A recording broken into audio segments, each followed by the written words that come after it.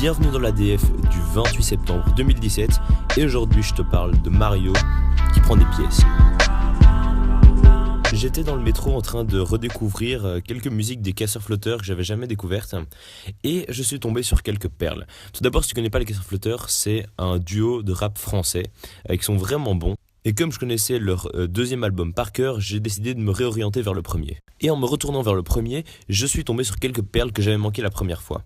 Là, je pense surtout au titre Prends des pièces, et qui est, selon moi, un des meilleurs de l'album. C'est un des meilleurs de l'album parce que, justement, il réunit plusieurs conditions qui fait que, d'un côté, il me touche, et en même temps, c'est indescriptible.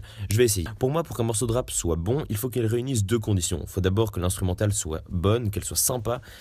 Là, c'est le cas. L'instrumentale a des résonances un peu de jeux vidéo qui rend un peu nostalgique, avec quelques bruits de pièces de Mario, qui collent d'ailleurs parfaitement aux paroles.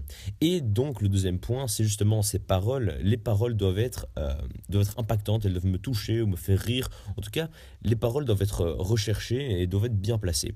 Quand je te dis que le petit bruit des pièces de Mario qui sont dissimulées un peu partout dans la musique ne sont pas anodines, c'est parce que justement la musique parle du fait de gagner de l'argent, de toute sa vie, de devoir trouver des petits boulots pour pouvoir subvenir à ses besoins, ou en tout cas c'est la situation que les Casseurs-Flotteurs décrivent, que de toute façon ils savent qu'ils ne pourront jamais vivre de leur art, donc leur rap, et que toute leur vie ils devront enchaîner des petits boulots merdiques qu'ils n'aiment pas, donc par exemple travailler au McDo, travailler dans une déchetterie ou sur une plateforme d'appel téléphonique. Et c'est une musique donc qui m'a particulièrement touché parce que justement là moi aussi je suis dans un moment de ma vie et c'est sûrement ton cas si tu m'écoutes, parce que je sais que mon audience est à peu près le même âge que moi. Tu es dans une période de ta vie où tu dois commencer à prendre des décisions sur ton futur, ou que tu as déjà pris des décisions sur ton futur qui vont être importantes ou qui ont été importantes, que ta vie s'oriente maintenant et que tu dois bien prendre ces décisions-là parce que la finalité de tout ça, c'est de gagner de l'argent pour avoir ta vie.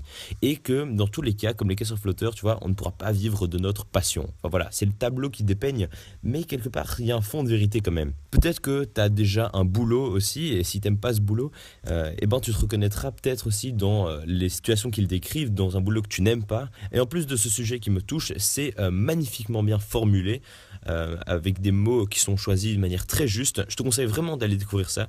Cette musique est vraiment une petite perle rare qu'il faut que tu fonces découvrir. C'est la fin de ce premier épisode de l'ADF. Tu peux revenir demain pour le second épisode.